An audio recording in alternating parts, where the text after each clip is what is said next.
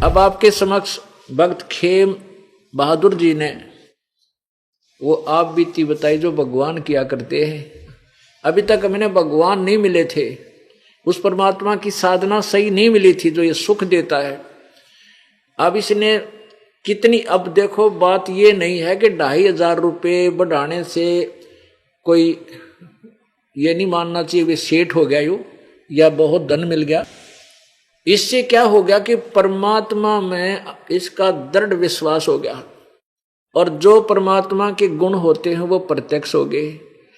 हम लूट के खसोट के इधर उधर से करके रिश्वत लेके पैसा इकट्ठा करना की चेष्टा करते हैं, और वो एक बालक बीमार हो जाए, घर का सदस्य बीमार हो गया, 2 लाख रुपये लाग गए, वो पैसा तो रहा नहीं क्योंकि भाग्य में था नहीं, वो रह नहीं सकता, और वो पाप रह गए जो वो पैसे कमाए थे, जिस वो हथकंडे ओछे अपना के वो 2 नंबर से पैसा कमाया था, पैसा तो गया और वो पाप न्यो के न्यो रह गए, और वो पाप भोगने पड़ेंगे। फिर कुत्ता बनेगा, सिर में कीड़े पड़ेंगे, खाज लगेगी, और वो धन रहा नहीं।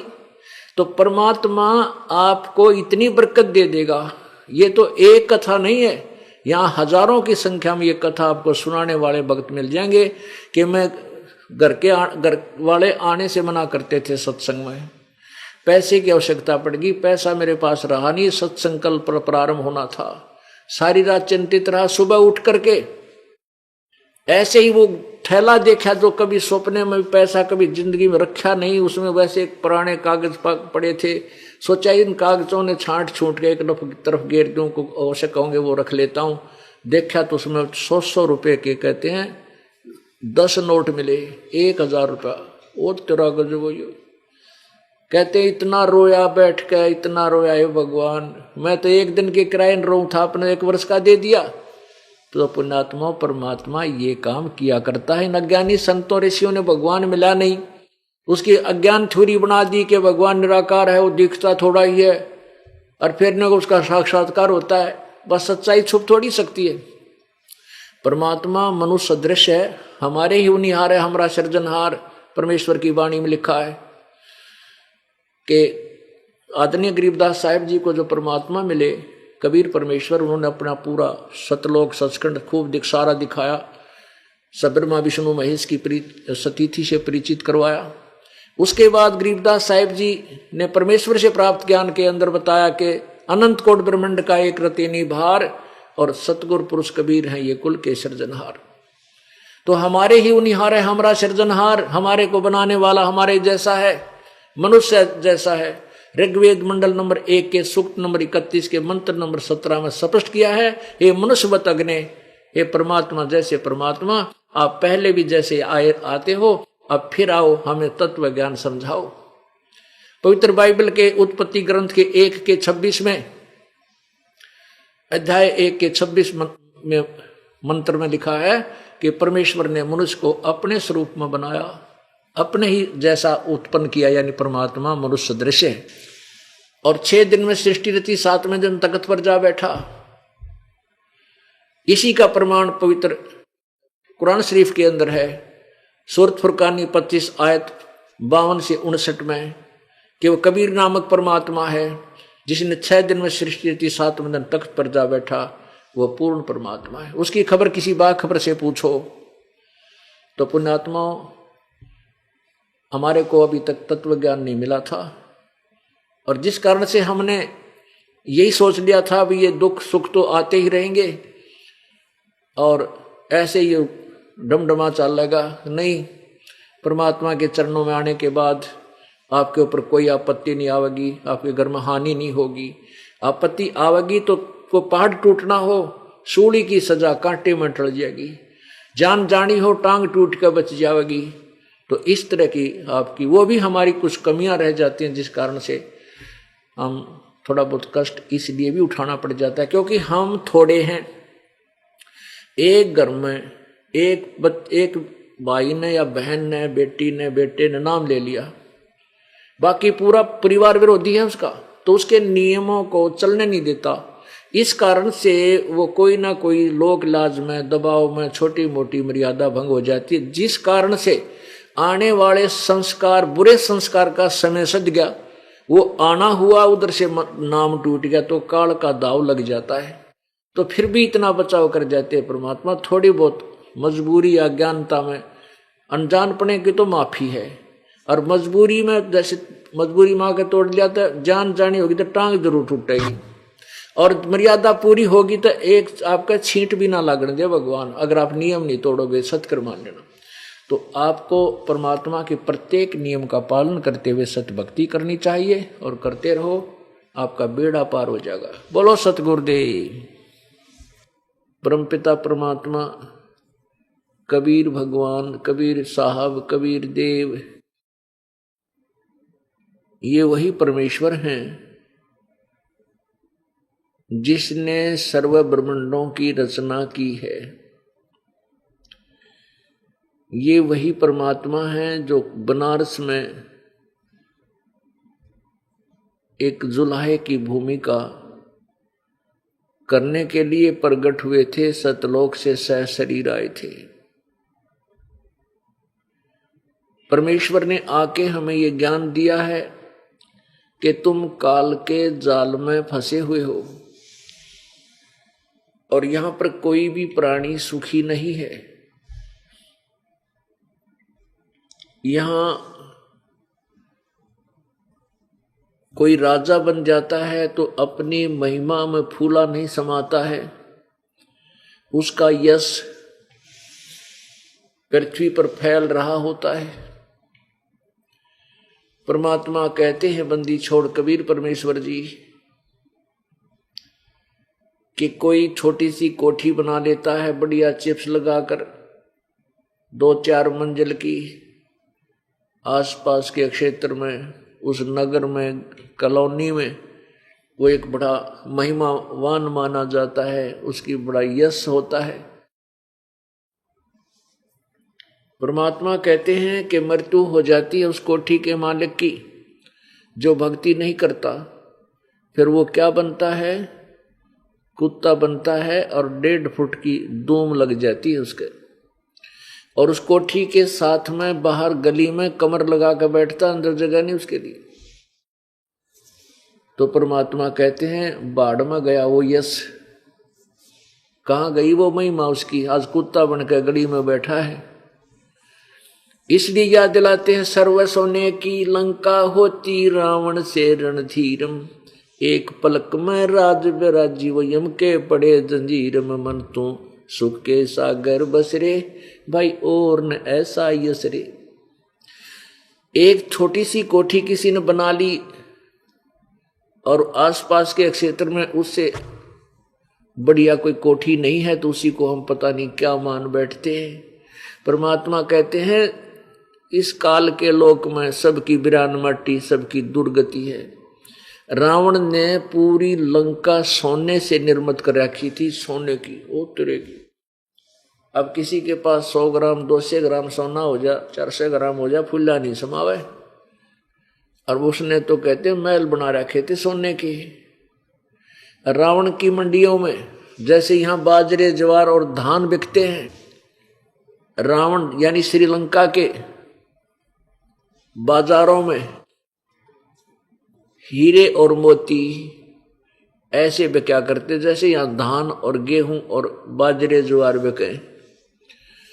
ऐसा धनी राजा था, और सत्य भक्ति ना करने से क्या दुर्गति हुई? एक पलक में राज बिराजी जम के पड़े जजीरम।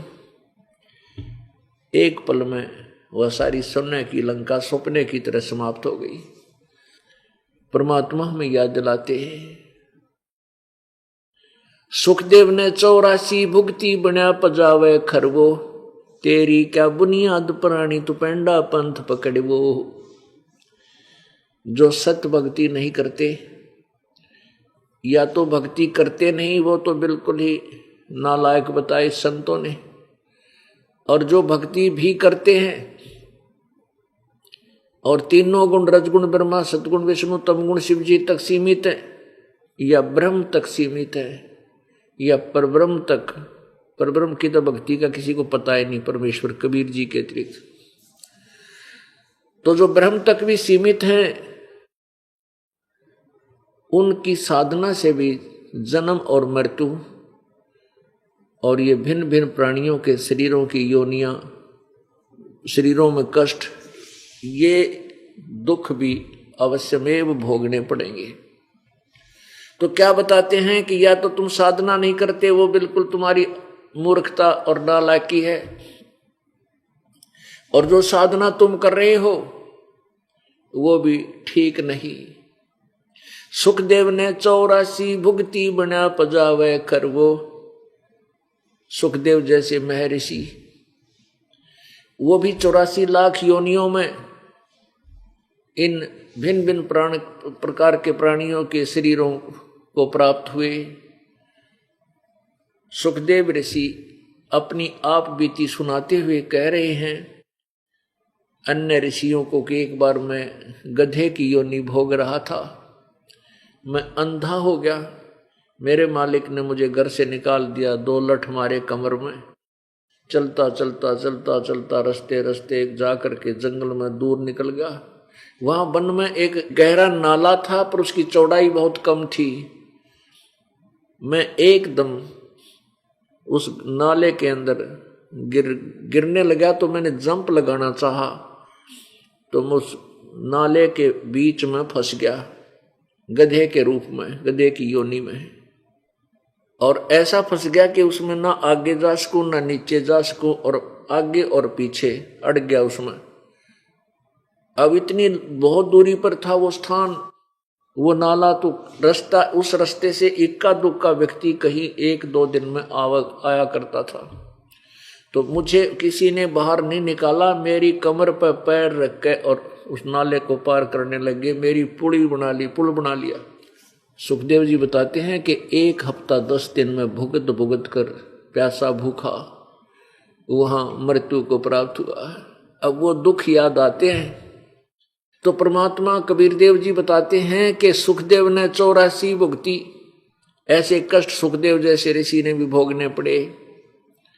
और बना पजावे खर, वो गधा बना, और तेरी क्या बुनियाद प्राणी, तो पेंडा पंथ पकड़े वो।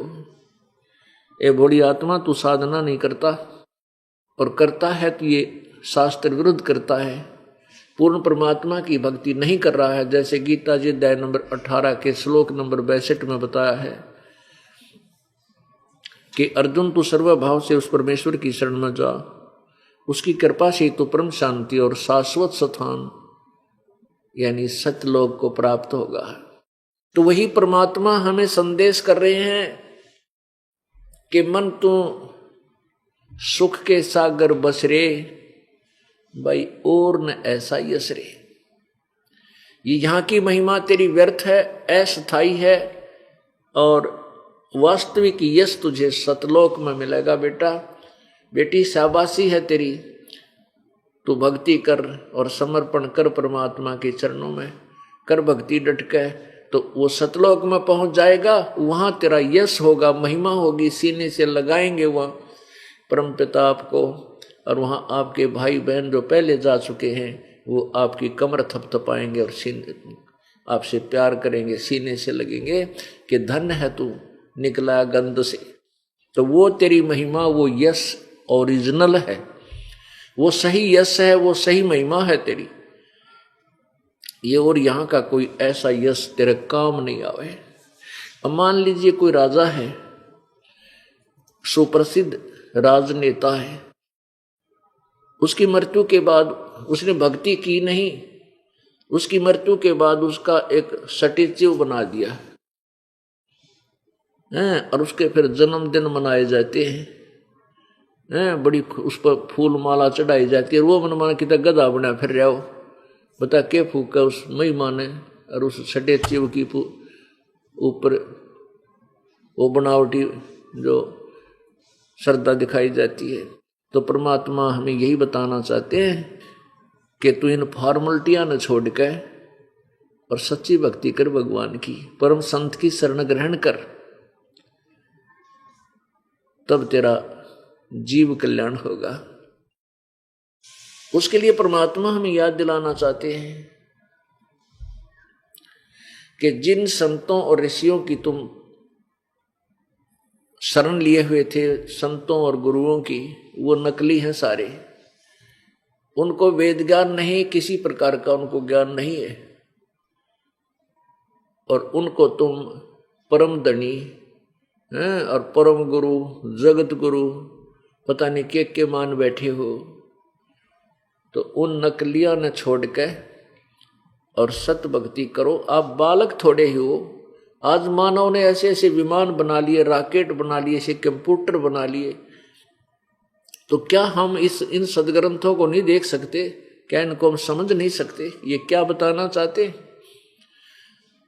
लेकिन हमारी इधर कोई जो है ना, हम डाइवर्ट नहीं हो पा रहे, हमारी बुद्धि इधर लग नहीं रही। क्यों नहीं लग रही?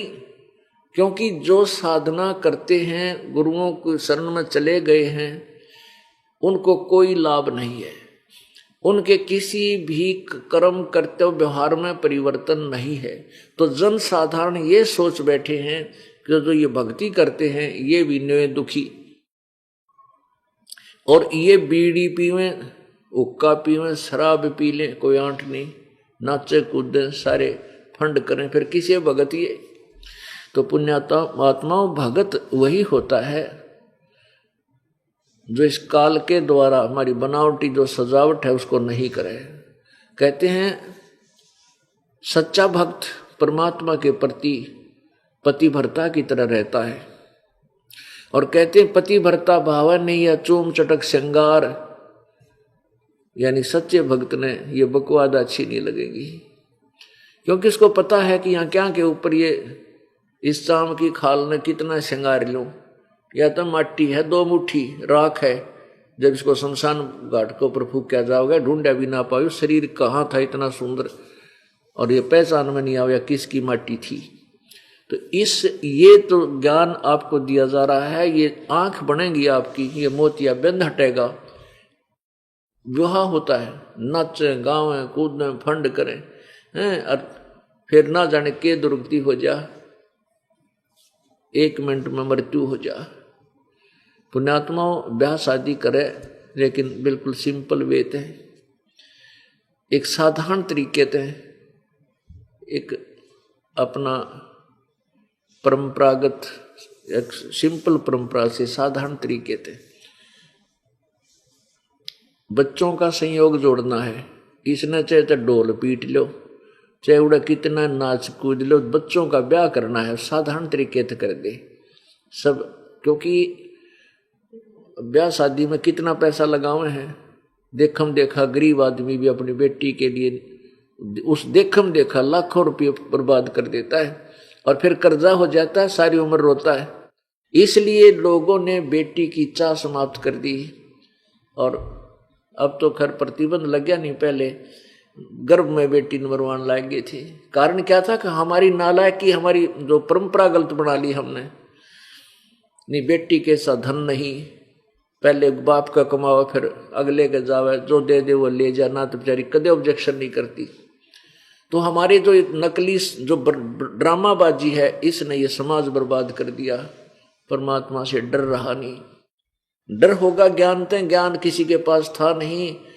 भक्ति में परमात्मा की में सब लगना चाहते हैं, लग भी जाते हैं, उनसे लाभ कुछ होता नहीं, क्योंकि वो उनकी way of worship according to the shastra नहीं है, उनकी पूजा की विधि सदग्रंथों अनुसार नहीं है। इसलिए गीता जी अध्याय नंबर 16 के श्लोक नंबर 23 में कहा कि शास्त्र विधि को त्याग कर जो मनमाना आचरण करते हैं, मनमानी पूजा करते हैं, उनको ना तो कोई सुख होए, ना उनकी कोई सिद्धि होए, ना उनकी गति होए। फिर भक्ति किस लिए करते हैं? इन 3 चीजों के लिए करते हैं। तो इसलिए 24वें श्लोक में कहा कि 16वें अध्याय के में कि अर्जुन, इसलिए तुम सदग्रंथों को आधार मानकर कि जो कर्तव्य कर्म हैं उनको कर, और नहीं करने के उन पूजाओं को त्याग, शास्त्रों को प्रमाण कर किसी की दंत कथा पर विश्वास मत करना। तो अभी तक हमारे संतों ने, गुरुओं ने, ऋषि और महर्षियों ने दंत कथा सुना रखी थी हमारे को शास्त्रों का ज्ञान नहीं दिया। उन्होंने हमें आउट ऑफ सिलेबस पढ़ाया, पाठ्यक्रम से बाहर की पढ़ाई, नावल पढ़ा दिए। हमारे पाठ्यक्रम की पुस्तकों को का ज्ञान उन्हें नहीं था, तो वो टीचर नहीं थे, वो हमारे गुरु नहीं थे, वो हमारे पूर्वजों के जीवन के शत्रु थे। उनको भूत बनवा दिया, पितर बनवा दिया। गलत साधना करने से वो पितर बने, भूत बने। और फिर कहते हैं तेरा पिता भूत बन गया, उसकी गति करवा दे। उसमें बोल रहा था, अब गति क्या करवा दे, अब उसके पिंड भरवा दे, उसकी 13वीं कर दे, 17वीं कर दे, 36 फंड कर दे, फिर वो कौवा बना दिया। आसोज के महीने में श्राद्ध निकालो, श्राद्ध निकाल कर भोजन ऊपर रख दो, कौवा खाएगा। हो सकता है तेरा पिता कौवा बन गया हो। और तेरा गजब हो, लगे थे मोक्ष कराने, गति कराने, और कौवा बना के छोड़ दिया। अगले इसको भोग लग गया, तेरा पिता कौवा बन गया। पितर था ये, पितर खा गए कौवा बन के। पुण्यात्माओं, ये सब जो भक्ति का भट्ठा बैठा दिया, ये इन नकली महर्षियों ने, इन नकली गुरुओं ने, जिनको वेद ज्ञान नहीं था। और परमात्मा आए थे 600 वर्ष पहले, उन्होंने यही तत्व ज्ञान दिया था जो दास उन्हीं का प्रदत्त आज आपको सुना रहा है। इसको उन नकली, उन अज्ञानी ऋषि महर्षियों ने रिजेक्ट कर दिया कि कबीर तो अनपढ़ था, अशिक्षित था, वो के जाने गीता और वेदों और पुराणों के बारे में। इसलिए उस समय ये बात स्वीकार कर लेना सहज था कि कबीर जी संस्कृत नहीं जानते, ये शिक्षित नहीं है, क्योंकि एक वर्ग, ब्राह्मण वर्ग ही संस्कृत भाषा को पढ़ने का अधिकारी था, अन्य कोई वर्ण नहीं पढ़ सकता था। इसलिए नकली गुरुओं ऋषियों का दाव लगा रहा, इनके झूठ ढोल के डंके पे खूब चलती रही, स्वीकार होती रही। अब आ गया इसका अंत। अब इन सब नकलियों के ज्ञान की खाल उतरेगी, और ये खड़े खड़े देखेंगे। ये नो नहीं कह सकते, हमने ऐसा नहीं कहा, क्योंकि उनकी बुक मेरे पास लिखी हुई है। उनके द्वारा दिया हुआ ज्ञान, उनके द्वारा दिया हुआ नाम सबके पास उपलब्ध है, और वो सब का सब शास्त्र के विपरीत है। शास्त्र के विरुद्ध जो साधना है वह बिल्कुल व्यर्थ है, जीवन बर्बाद हो जाएगा। प्राणियों, बार बार सूत नहीं, ये अवसर नहीं मिलता मानुष जीवन मिलन का। तो अब ये कुछ दिनों में जब मानव जाग जाएगा, मानव समाज में ये क्रांति आवेगी भक्ति की एकदम, इन झूठे गुरुओं को कहीं छुपने का ठिकाना नहीं मिलेगा। ये बाहर नहीं निकलेंगे, छुप जाएंगे कि तो या पलायन कर जाएंगे दूसरे देशों में जाके। पैसा बतेरा है, इनके पास पैसे की कमी है नहीं, वहां जाकर के किता अपना टाइम पास करेंगे। वो समय शीघ्र ही आने वाला है। या तो ये सरेंडर कर देंगे, अपना कल्याण करवा लेंगे, मोक्ष प्राप्त कर लेंगे इस दास के पास आकर, नहीं तो इस मानव समाज इनको धिक्कारेगा, थूकेगा कि तुमने के मिल गया नालायको, इतनी जनता का जीवन बर्बाद करके। नहीं पता था तो चुप रहना चाहिए था तुमने। तो बन बैठे महर्षि महंत हैं, और संत और गुरु पता नहीं के उपाधि पा रहे हो, तुम दुनिया को भ्रमित कर रहे हो।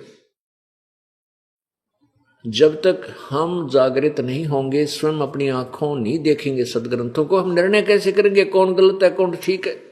तो दास का उद्देश्य है कि आपको प्रोजेक्टर के ऊपर, टीवी चैनल, सीडीज के माध्यम से, चैनलों जो है, ये सब तरीके से आपको परमात्मा की महिमा सदग्रंथों में दिखा दूं कि सदग्रंथ ये बताते हैं। फिर आप भगत बनोगे, तब तो आप भक्त बनोगे, योगी बनोगे। जैसे गीता जी अध्याय नंबर 2 के श्लोक 53 में कहा कि अर्जुन,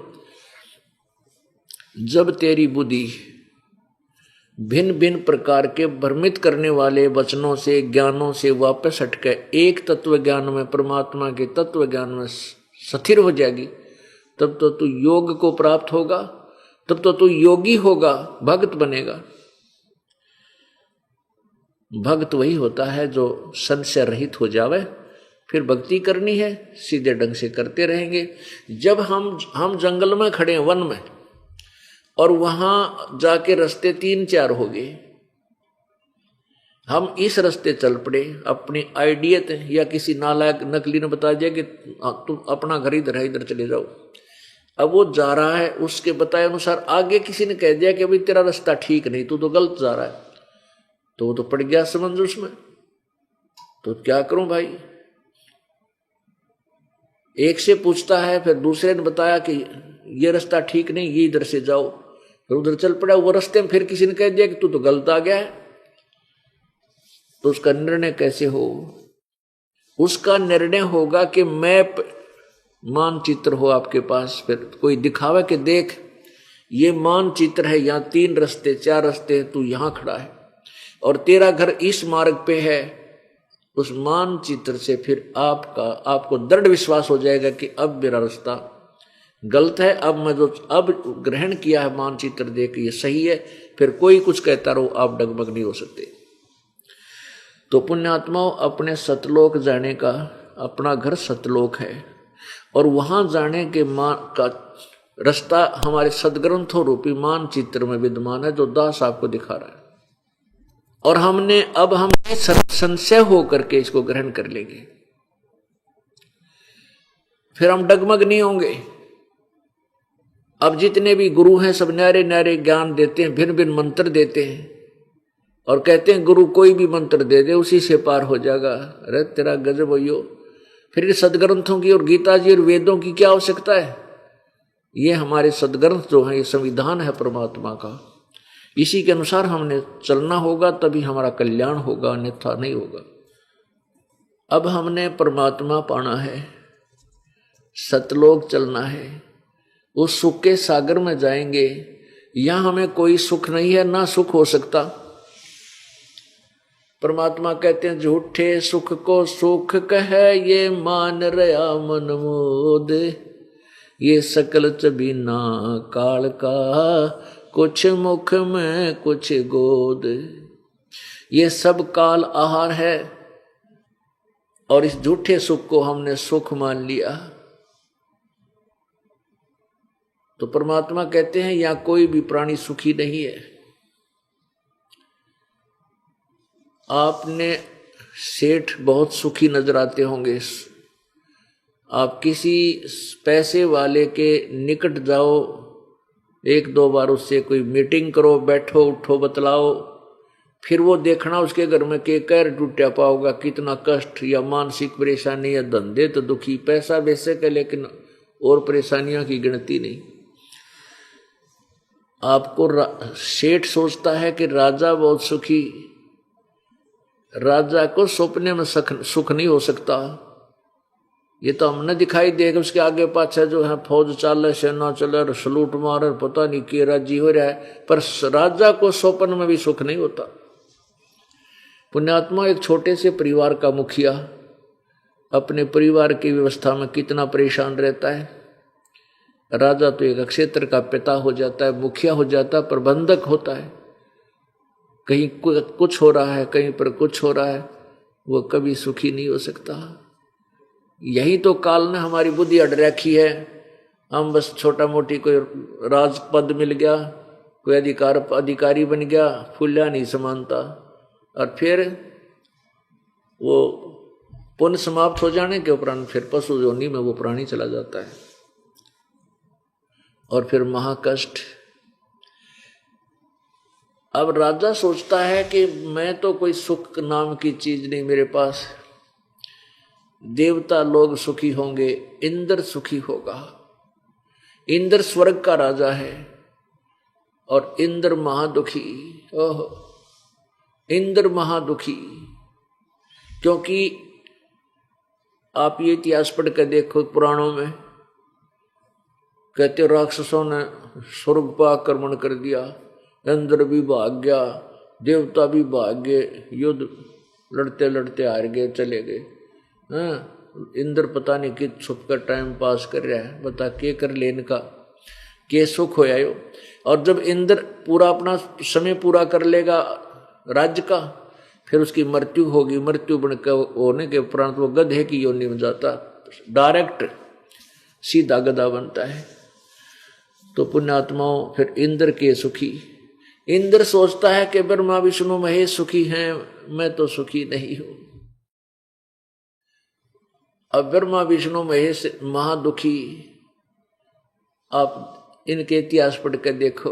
ओए होए, कहते हैं विष्णु जी खुद कहते हैं कि मैं पहले तो तप करता हूँ, तप करके अपनी बैटरी चार्ज करता हूँ, फिर राक्षसों के साथ युद्ध करने में लगा रहता हूँ, उनके भयंकर शरीरों का नाश करता हूँ। कभी थोड़ा बहुत समय मिला है तो लक्ष्मी के साथ बैठ जाता हूँ, ना तो सारी उम्र मैंने धक्के खाता रहता हूँ, कष्ट पे कष्ट उठाता हूँ। अपुणात्मा अभी दिखाना पड़ेगा आपको ये देवी भागवत महापुराण, जिसमें विष्णु जी के वचन हैं। अब इन बातों से हमारा मन इस गंदे लोक से हटेगा।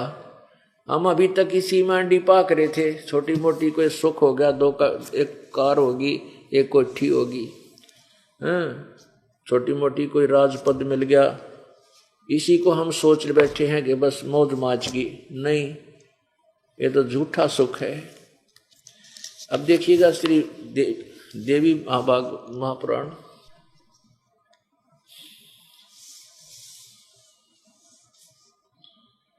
गीता प्रेस गोरखपुर से प्रकाशित है। यहाँ देखिएगा श्रीमद देवी भागवत, संपादक हनुमान प्रसाद पोदार चिमनलाल गोस्वामी। और ये कहाँ से छपी है, प्रकाशक कौन है इसका? प्रकाशक है मुद्रक गीता प्रेस गोरखपुर, गोविंद भवन कार्यालय कोलकाता का संस्थान। ये है पहला सकंद, पृष्ठ नंबर 128 से प्रारंभ होता है।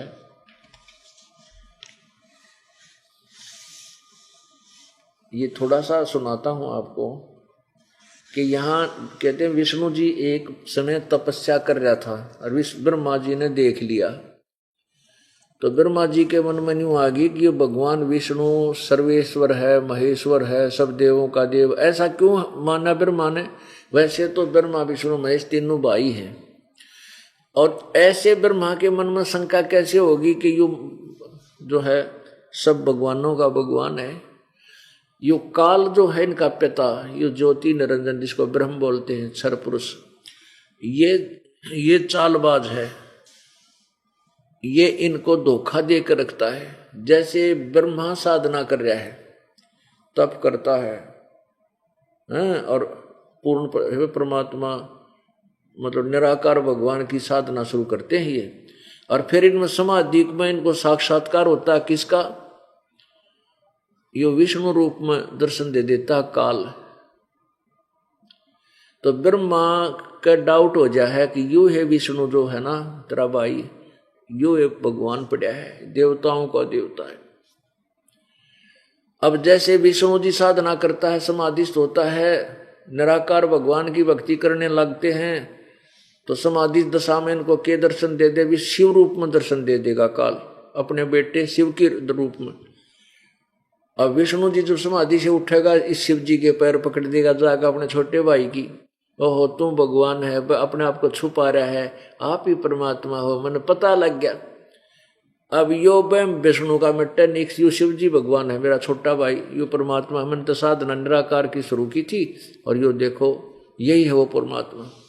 अब जब शिव जी साधना करता है तो उसको विष्णु रूप में दर्शन दे देता है।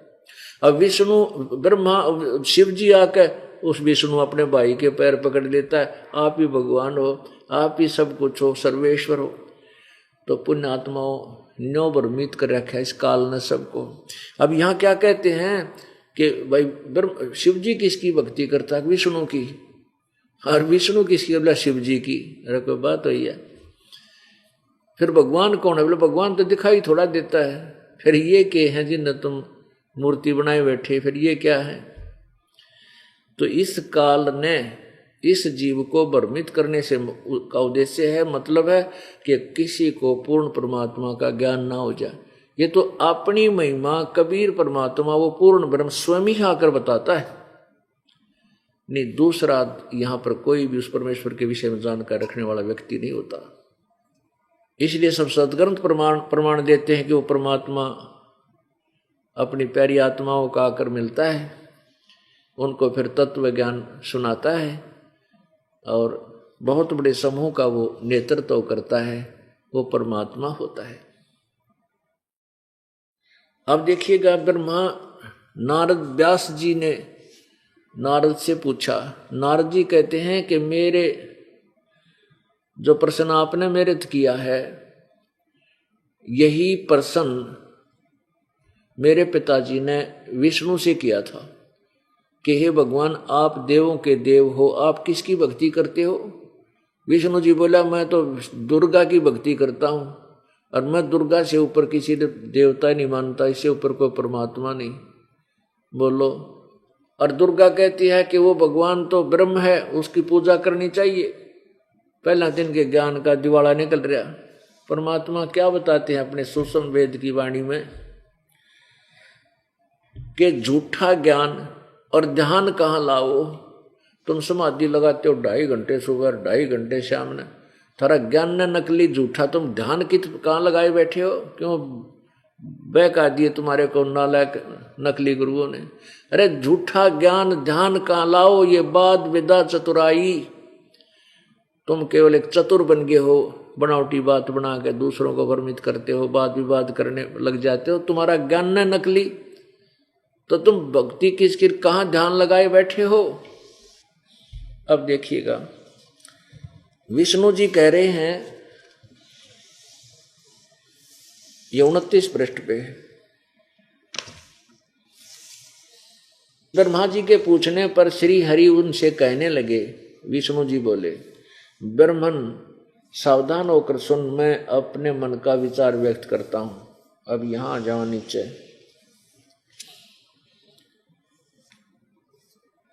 मैं सदा तप करने में लगा रहता हूं, उस शक्ति के शासन से कभी मुक्त नहीं रह सकता। कभी अवसर मिलता है तो लक्ष्मी के साथ सुखपूर्वक समय बिताने का सौभाग्य प्राप्त होता है। मैं कभी तो दानों के साथ युद्ध करता रहता हूँ। अखिल माने सारे जगत को भय पहुंचाने वाले राक्षसों दैत्यों को के विकराल शरीरों को शांत करना मेरा परम कर्तव्य हो जाता है। और फिर यूं कहे, मुझे सब प्रकार से शक्ति यानी दुर्गा के अधीन होकर रहना पड़ता है।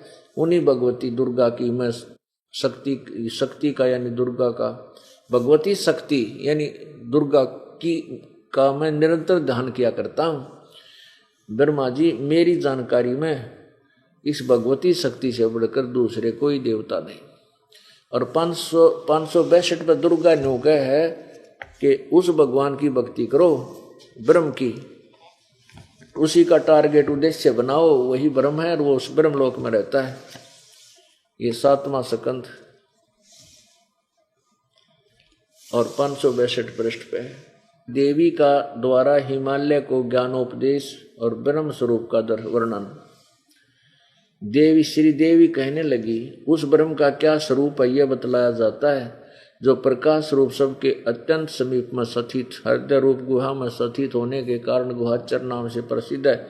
महान पद अर्थात परम प्राप्य है। वह समस्त प्रजा के ज्ञान से परे है, किसी की बुद्धि में आने वाला नहीं है, यह तुम जानो।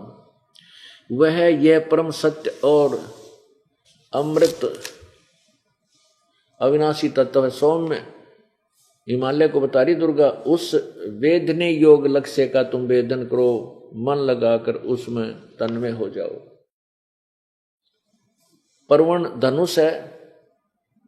अब ये क्या बताती है कि उपनिषदों में, सौम्य उपनिषदों में कथित महान अस्त्र रूप धनुष लेकर उस पर उपासना द्वारा तीक्ष्ण किया हुआ बाण संधान करो। यानी उपासना रूपी बाण ओम नाम का तो बाण हो, फिर भावानुगुत होकर के, भावानुगुत चित्त के द्वारा उस यानी सच्ची श्रद्धा से उस बाण को खींचकर उस अक्षर रूप ब्रह्म को ही लक्ष्य बनाकर वेदन करो। अब कहीं तो ये ब्रह्म कहती है, कित अक्षर ब्रह्म कहती है। अच्छा, पर्वण ओम धनुष है, ओम तो मंत्र है, ये धनुषम जो उसके जाप करने का जीवात्मा बाण है, और ब्रह्म को उसका लक्ष्य कहा जाता है। यानी ओम नाम ते ब्रह्म की साधना करो, और वह ब्रह्म, वह सबका आत्मा ब्रह्म, वो सबका आत्मा ब्रह्म ब्रह्मलोक रूप दिव्य आकाश में स्थित है। अब इस एक ही थोड़े से लेख ने कितने कंसेप्ट क्लियर कर दिए, कितना डाउट खत्म कर दिया, कितनी समस्या का समाधान कर दिया कि विष्णु जी को वेदों का ज्ञान नहीं, आध्यात्मिक ज्ञान जीरो। यू कहे दुर्गा की पूजा करो, और दुर्गा और कहता है, दुर्गा कहती है ब्रह्म की पूजा करो, वो ब्रह्म लोक में रहता है। और गीता, अपनी पवित्र गीता जी अध्याय नंबर 8 के श्लोक 16 में लिखा कि ब्रह्म लोक तक सभी वहां के भी पुनर्आवर्ती में है, उनकी फिर भी आवागमन रहती है, जन्म मृत्यु होती है, पूर्ण मोक्ष प्राप्त नहीं है। और दूसरा ये ज्ञान हो गया कि विष्णु जी भी महादुखी, सुख का सांस नहीं। और फिर यहाँ विष्णु जी श्री कृष्ण रूप में आए थे, कितनी दुर्गति, मामा शत्रु हो गया, कदे जरा सिंह लाठी ठाका हुआ है, कदे चाणोर पहलवान आवा है लंगोट बांध के, कभी पूतना, कभी चाण कोई केशी, कभी काल्य वो नागल नरी सेना लेकर के, सारा जीवन कष्ट में रहा। फिर आखिर में क्या दुर्गति हुई कि पूरा यादव कुल, उनके पूरा परिवार श्री कृष्ण की आंखों के सामने पूरा कुल नष्ट हो गया, उसके बेटे पोते पौत्र परपौत्र सारे नष्ट हो गए, मर गए। तो वो जीव सुखी क्यों करोगा जिसका कुल नाश उसकी आंखों का आगे हो जा। श्री राम रूप में आए थे श्री विष्णु जी के बिरानमाटी, सारा इतिहास उठाकर देख लो। जब सुख का सांस, एक सांस भी लिया हो तो उसने जीवन में अपने, चाहे वो अयोध्या का राज्य भी कर गए, लेकिन बेट बालक कहीं, पत्नी कहीं, और स्वयं राजा बना बैठा, वो जीव सुखी कैसे हो सकता है? स्वप्न में भी सुख नहीं उसको। तो पुण्यात्मा परमात्मा कहते, मन तू सुख के सागर चल रे, मन तू बस रे सुख के सागर, भाई जहाँ शब्द सिंधु रत्नागर, मन तू बस रे सुख के सागर, जहाँ शब्द सिंधु रत्नागर। भाई कोटि जन्म तन भरमत होगे, कुछ ना हाथ लग्या रे। भाई करोड़ जन्म तन भरमत होगे, कुछ ना हाथ लग्या रे। कुकर सुकर खरबया बोरे, तू कौवा हंस बुगारे, मन तू चल रे सुख के सागर, जहाँ शब्द सिंधु रत्नागर। भाई कोटि जन्म तू राजा की न्या, मिटी न मन की आशा। कोट जन्म तू राजा की न्या, मिटी न मन की आशा। भिक्षुक होकर दर दर घूम्या, मिला ना निर्गुण रासा, मन तू चल रे सुख के सागर, जहाँ शब्द सिंधु रत्नागर। मन तू चल रे सुख के सागर, जहाँ शब्द सिंधु रत्नागर। इंद्र कुबेर ईश की पदवी, ब्रह्मा वरुण धर्मराया। इंद्र कुबेर ईश की पदवी, ब्रह्मा वरुण धर्मराया। विष्णुनाथ के पुर को जाके, तो फिर भी उल्टा आया। मन तू चल रे सुख के सागर, जहाँ शब्द सिंधु रत्नागर। भाई असंग जन्म तन मरत्या होगे, जीवित क्यों न मरे रे। असंग जन्म तन मरत्या होगे, जीवित क्यों न मरे रे। द्वादश मध्य महल मठ बोरे, बोहर न दे धर रे। मन तू चल रे सुख के सागर, जहाँ शब्द सिंधु रत्नागर। भाई दोजक भिष्ट सभी तै देखे, राजपाट के रसिया। दोजक भिष्ट सभी तै देखे, राजपाट के रसिया। तीन लोक से तरपत नाही, ये मन भोगी खसिया। मन तू चल रे सुख के सागर, जहाँ शब्द सिंधु रत्नागर। मन तू चल रे सुख के सागर, जहाँ शब्द सिंधु रत्नागर। भाई सतगुरु मिले तो इच्छा मेटे, पद मिल पदे समान। भाई सतगुर मिले तो इच्छा मिटे, पद मिल पदे समान। चल हंसा उस लोक पठाऊं जो आदि अमर अस्थान। मन तू चल रे सुख के सागर, जहाँ शब्द सिंधु रत्नागर। मन तू चल रे सुख के सागर, जहाँ शब्द सिंधु रत्नागर। चार मुक्ति जहाँ चंपी करती, माया होरी दासी। चार मुक्ति जहाँ चंपी रे करती, माया हो रही दासी। दास गरीब अभय पद पर सब मिले, राम अविनाशी। मन तू चल रे सुख के सागर, जहाँ शब्द सिंधु रत्नागर। पुण्यात्माओं, आपने अभी सुना कि मन तू चल रे सुख के सागर, जहां शब्द सिंधु रत्नागर। अब सुख सागर किसे कहते हैं उसको थोड़ा डिफाइन करते हैं, उसकी परिभाषा बताते हैं। पुण्यात्माओं, कभी कभी किसी दिन जब ये प्राणी एकांत में बैठा हो, एक ऐसी हिलोर उठती है अंदर से, उसमें कोई भी बुरा नहीं लगता, सबके प्रति प्यार हो जाता है। शत्रु भी क्यों ना हो, वो भी बुरा सा नहीं लगता, अपना सा लगता है। ये मन में ये आती है, क्या रखा है संसार में, ऐसे क्यों हम ऐसा करते हैं। तो वो लहर, वो मेहर की लहर उठी थी, सबके ऊपर दया भाव आ गया था। मेहर की लहर थी वो थोड़ी सी देर के लिए, और जब वो समाप्त हो जाती है, कुछ ही सेकंड रहती है वो, फिर वो ही कहर की लहर टूट जाती है। ऐसा कर दूंगा, उसको ऐसे कर दूंगा, उसने ऐसा पैसा नहीं दिया, उसको ऐसा हो गया है, वो ऐसे बोला, वो ऐसे क्यों हो गया, घाटा हो गया, बीज ठीक नहीं बोया गया, भैंस बीमार होगी, बालक का तकलीफ से, ये कहर की लहर फिर शुरू होगी। कहते हैं उस सतलोक के अंदर ऐसी मेहर की लहर जो अक्षणिक थोड़ी सी आई थी, जरा सी, जिसमें कोई भी दुख आपकी आत्मा में नहीं था और ना कोई बुरा दिखाई देता, ना किसी से द्वेष था। ऐसी वहां शंखों लहर मेहर की उपजे, और कहर नहीं जा कोई, वहां कोई कहर यानी कष्ट नहीं, किसी प्रकार का दुख नहीं। कहर बोले हैं घोर दुख नहीं, कहते हैं उनको, उनके घर में तक कहर टूट गया, 3 मर गए एक्सीडेंट में, वो कहर होता है। कहते हैं शंखों लहर मेहर की उपजे, और कहर नहीं जा कोई, दास गरीब अचल अविनाशी, सुख का सागर सोई। अब वो सुख सागर है, सतलोक है वो सुख सागर। अब पुण्यात्माओं, हम सभी सतलोक में रहा करते थे, और सतलोक से हम अपनी नालायकी से एक भयंकर भूल करके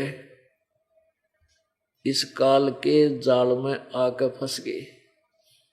हम अपने पिता, अपने भगवान कबीर परमेश्वर से विमुख हो गए। हम कैसे काल के जाल में फंसे,